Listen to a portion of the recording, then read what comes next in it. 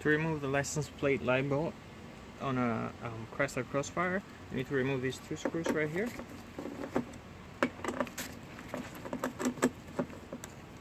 Once you do that, you can just remove the lens just by prying it out like so. And then right here we have the light bulb.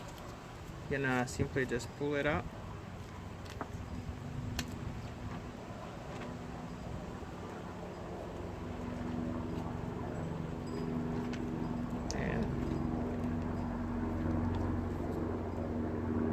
And then reinstall everything in reverse order.